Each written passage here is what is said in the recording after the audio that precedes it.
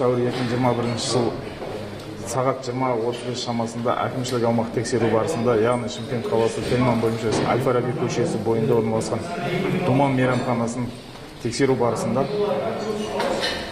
ауызашар өткізіп жатқаны анықталды, яғни карантин режимін бұзғаны анықталды.